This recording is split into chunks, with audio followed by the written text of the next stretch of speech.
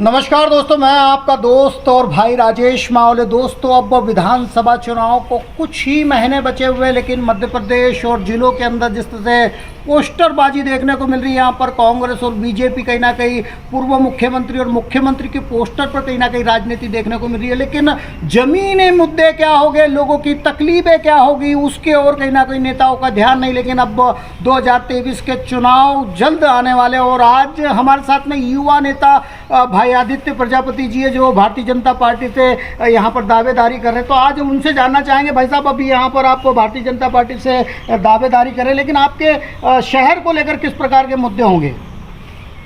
देखिए, भारतीय जनता पार्टी निश्चित रूप से आगामी विधानसभा में सुशासन और विकास के मुद्दे पर चुनाव के मैदान में उतरेगी। और शहर के मुद्दे को लेकर देखिए, शहर के अंदर जो स्थिति है कि हमारे यहाँ टेक्सटाइल, केला दोनों बहुत आयत में हैं, तो हमको टेक्सटाइल और केला और फलोद्यान ये तीनों के ऊपर काम करना पड़ेगा। यहाँ पर रोजगार भी कहीं ना कहीं नहीं है, बेरोजगारी है। यहाँ तक कहीं ना कहीं लोग पलायन कर रहे हैं, गाँव खेड़े से भी लोग जा रहे हैं, लेकिन रोजगार के लिए सरकार ने यहाँ पर जो नेताओं ने कुछ नहीं कर पाया, इसको लेकर क्या? कोरोना काल के बाद में बड़े बड़े देशों की आर्थिक व्यवस्था खराब हो गई है, लेकिन मैं मोदी जी का धन्यवाद देना चाहूँगा कि इतने बड़े कोरोना काल के पश्चात भी जिस स्थिति में भारत और मध्य प्रदेश खड़ा है, वो निश्चित रूप से अच्छी स्थिति है। बेरोजगार की स्थिति ये, बेरोजगार के मुद्दे पर बहुत ज़्यादा मात्रा में पलायन नहीं हुआ है, लेकिन उस पर कार्य करने की ज़रूरत है। मैंने आपको बताया कि फलोद्यान यदि हम लगाते हैं तो आप देखेंगे आसपास के जो मजदूर कृषक बाहर जाते हैं काम करने के लिए, नौकरी पाने के लिए, तो हम फलोद्यान यदि बुरहानपुर के आसपास लगाते हैं तो वो मजदूर यहीं रुकेंगे। नासिक, पुणे, नागपुर लोग जाते हैं, तो यदि फलोद्यान पे काम होगा तो मजदूर कहीं बाहर नहीं जाएंगे। और टेक्सटाइल की स्थिति ये है कि टेक्सटाइल उद्योग में बुरहानपुर में आप देखेंगे कि बड़े बड़े उद्योग समूह भी हैं, पोद्दार समूह है, लाट ग्रुप है, मित्तल है।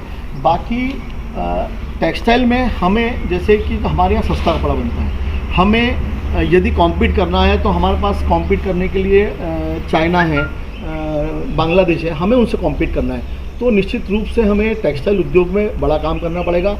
उद्योगपतियों के साथ में बैठ, यहाँ पर कुछ कारखाने, एक नेपा मिल के अलावा बहादुरपुर सूत मिल तो ख़त्म हो चुके हैं, लेकिन एक लालबाग सूत मिल है, वो भी बंद पड़ी हुई है। कहीं ना कहीं यहाँ पर भी बेरोजगारी के लिए कुछ नहीं सरकार की। देखिए, लालबाग मिल का जो मामला है वो पेंडिंग है। निश्चित रूप से वो टेक्निकल कुछ मुद्दों पे भारत सरकार की बातचीत चल रही है।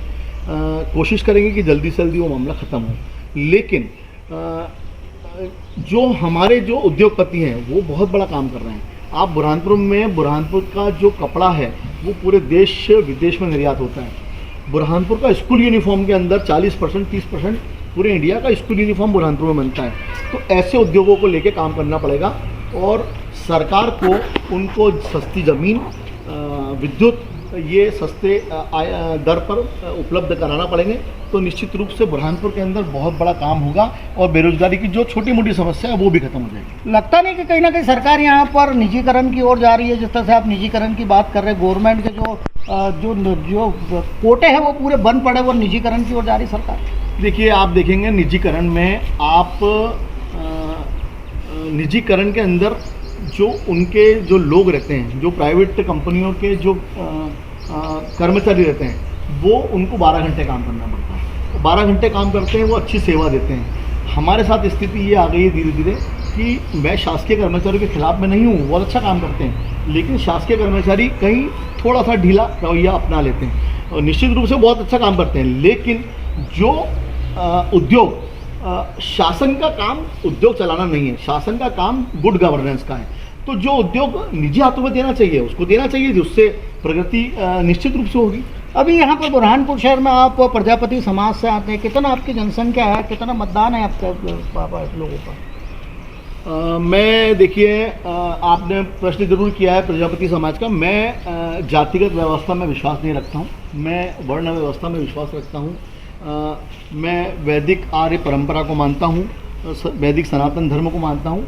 और वैदिक धर्म के अंदर जातिगत व्यवस्था का विषय नहीं है, वर्ण व्यवस्था है।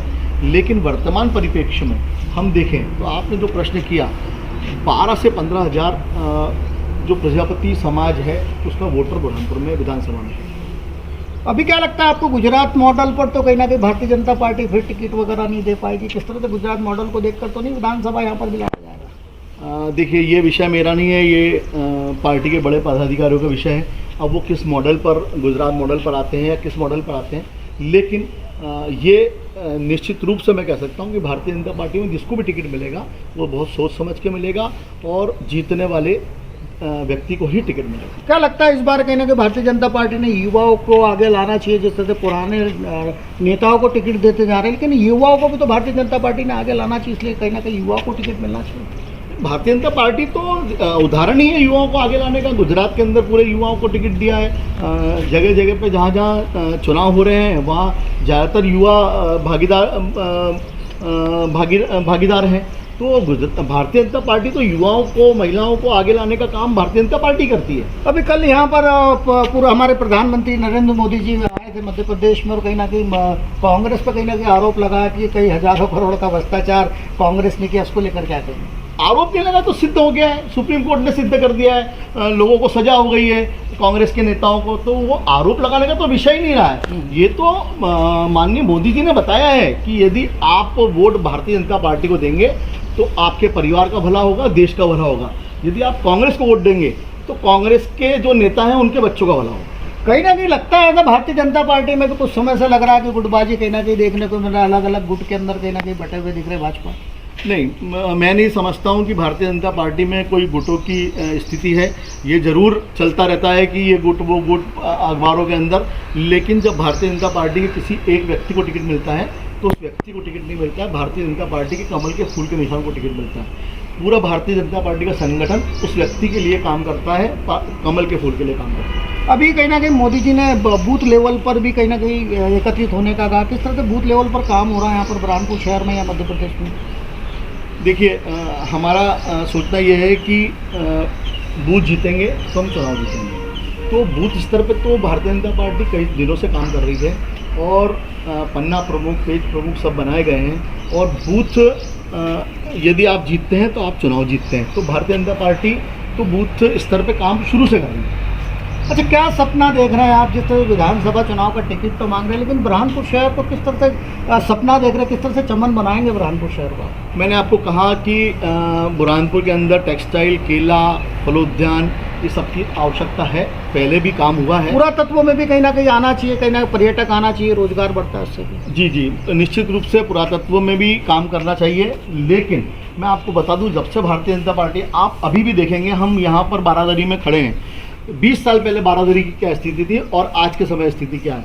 बारादरी में 20 साल पहले कोई आना पसंद नहीं करता था। जब से भारतीय पर्यटक नहीं आ रहे हैं ना भाई साहब। पर्यटक का देखिए, थोड़ा सा पर्यटकों का बुरहानपुर एक अलग थलग शहर पड़ जाता है। जैसे कहीं दिल्ली से आदमी उतरता है, बम्बई से आदमी उतरता है, तो बुरहानपुर थोड़ा उसको दूर पड़ता है। जब अप्रोच रोड, देखिए अभी इंदौर से बुरहानपुर का रोड बन रहा है। अंकलेश्वर, माननीय नितिन गडकरी जी ने घोषणा करी है और उसकी कार्य भी मेरे ख्याल से शुरू हो गया है। अंकलेश्वर बुरहानपुर रोड बन रहा है। तो भारतीय जनता, माननीय नितिन गडकरी जी ने जो सड़कों का जाल बिछा दिया है पूरे देश में, तो जब एक अप्रोच रोड बुरहानपुर तक पूरा कंप्लीट हो जाएगा तो निश्चित रूप से बुरहानपुर में पर्यटक बढ़ेंगे। क्या सपना आपका, क्या मुख्य सपना क्या है? शहर को किस तरह से देखना चाहते हैं? क्योंकि आप देखें पूरा शहर खुदा पड़ा हुआ है, कहीं ना कहीं लोग दिक्कत में है। यहाँ पर स्वच्छता के नाम पर भी बात की जाती है, लेकिन शहर स्वच्छ नहीं है, शहर सुंदर नहीं है। उसको लेकर कहीं ना कहीं कुछ सपना तो देखा होगा। देखिए, शहर खुदा पड़ा है, ये बात सही है, लेकिन एक व्यवस्था है। जो आज पाइपलाइन की व्यवस्था हो गई है, तो पाइपलाइन की व्यवस्था हो गई है, पानी की व्यवस्था हो गई है, तो उसको व्यवस्था के लिए खोदना तो पड़ेगा। अब जब उसमें टेस्टिंग हो जाएगी, उस पाइपलाइन की टेस्टिंग हो जाएगी, उसके बाद में भी रोड बन जाएंगे। तो ये कुछ समय की समस्या है ज़रूर, लेकिन फ्यूचर को देखते हुए ये कुछ समय तो हमें थोड़ा समस्या में निकालना पड़ेगा। लेकिन जैसे ही पाइपलाइन की टेस्टिंग हो जाएगी, निश्चित रूप से भारतीय जनता पार्टी द्वारा पूरे शहर के रोड बना दिए जाएंगे। को लेकर क्या देखते हैं आप? किस तरह से सौंदर्यीकरण और होना चाहिए शहर में? सौंदर्यीकरण, देखिए मैं आपको बता दूं कि माननीय सांसद जी ने एक प्रस्ताव अभी दिया है भारतीय जनता पार्टी की सरकार को, मध्य प्रदेश सरकार को, ताप्ती के जैसा अहमदाबाद में रिवर फ्रंट लाइन है वैसा ये ताप्ती के दोनों तरफ रिवर फ्रंट लाइन बनेगा, जिससे पर्यटक भी आएंगे, लोगों को बुरहानपुर के जो नागरिक हैं वो यहाँ पर आकर जब सड़क बन जाएगी, एक कॉरिडोर बन जाएगा, तो सौंदर्यीकरण भी होगा और पर्यटन का भी विकास होगा। आज हमारे साथ में थे यहाँ पर भारतीय जनता पार्टी के युवा नेता आदित्य प्रजापति जी। यहाँ पर भारतीय जनता पार्टी के दावेदार हैं। विधानसभा चुनाव कुछ ही महीनों में होने वाले हैं, लेकिन हम हर नेता से जानना चाहेंगे कि वो शहर के बारे में क्या सोचते हैं, शहर के विकास के बारे में क्या सोचते हैं। तो हम पल पल की विधानसभा की खबरें आप लोगों तक पहुँचाते रहेंगे, लेकिन आप हर समस्या को दिखाते रहेंगे और जिस तरह से जनता से और नेताओं से सवाल करते रहेंगे।